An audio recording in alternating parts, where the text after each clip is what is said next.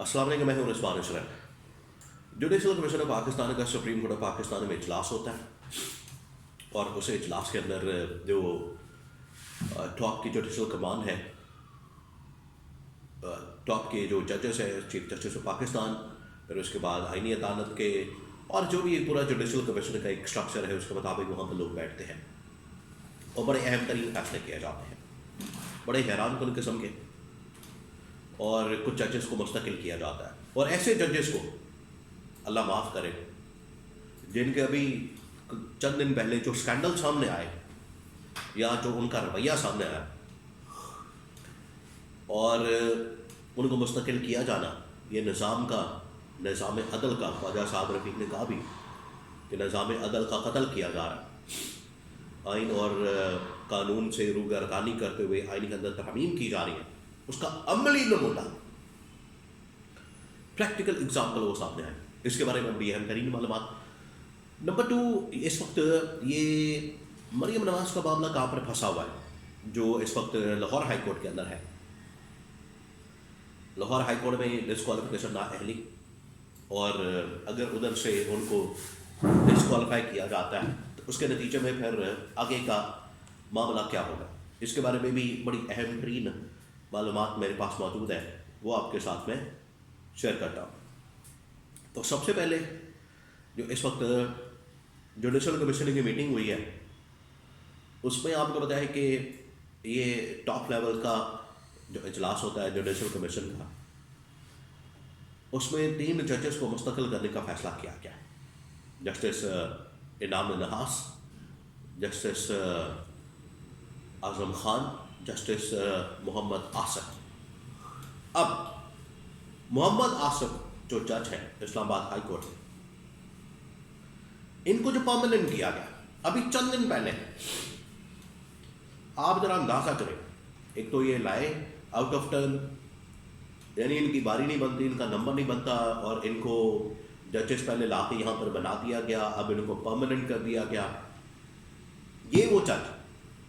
Justice محمد آصف، جن کے بیٹے نے ابھی چند دن پہلے، کچھ عرصہ پہلے کی بات ہے، اسلام آباد کے اندر ایک واقعہ پیش آتا ہے۔ وہ ایک لینڈ کروزر گاڑی سے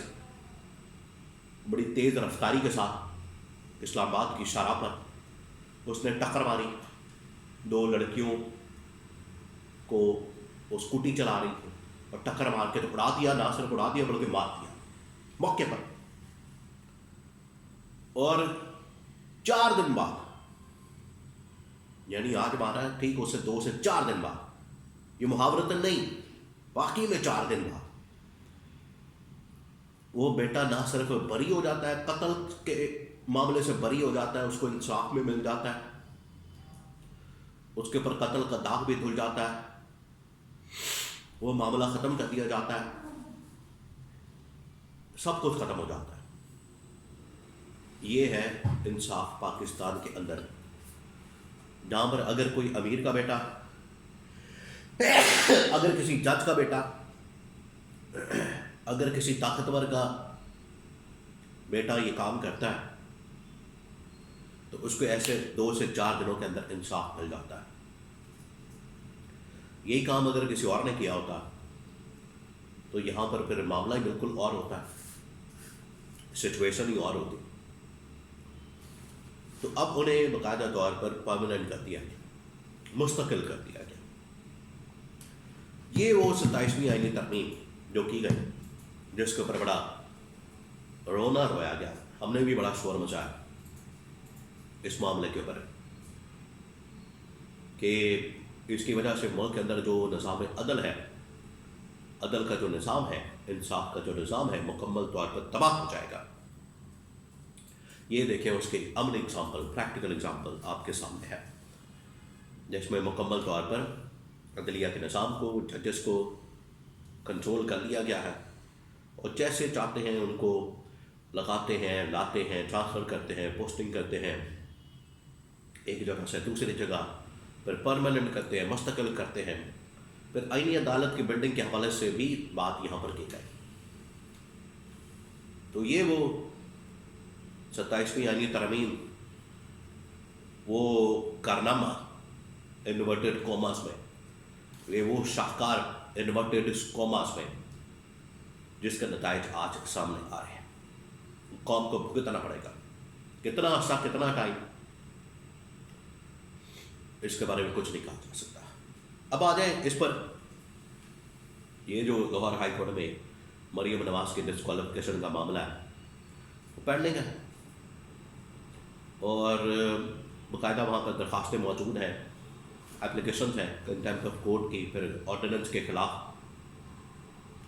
کہ آرڈیننس فارغ کیا جائے۔ اب ایک حیران کن معاملہ سامنے آیا، قومی اسمبلی کے اندر بھی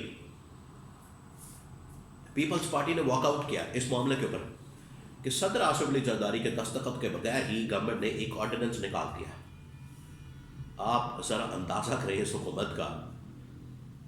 اور حکومت کے معاملات کا کہ آرڈیننس ہمیشہ جو بھی مجاز اتھارٹی ہے وہ نکالتی ہے۔ مجاز اتھارٹی اس میں وفاقی حکومت میں کے معاملے میں صدر ہے، اور صدر کے دستخط کے بغیر ہی انہوں نے پکڑ کے آرڈیننس نکال دیا۔ اس کے اوپر پیپلز پارٹی نے بڑا شور مچایا، انہوں نے واک آؤٹ بھی کیا، قومی اسمبلی سے احتجاج بھی کیا۔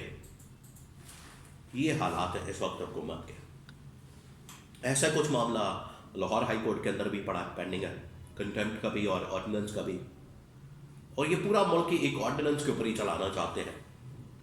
کہ 2 مہینے کا، 1 مہینے کا ڈیڈ لائن، 6 مہینے کی، 4 مہینے کی، ان کو آپ کو پتہ ہے ڈیڈ لائن بھی ملی ہوئی ہے، لگتا ہے اسی چکر میں آرڈیننس نکال رہے ہیں۔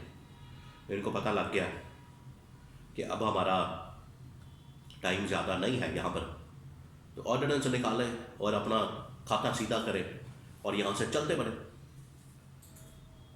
لیکن یہ جو کام کیے جا رہے ہیں یہ زیادہ پائیدار نہیں ہے،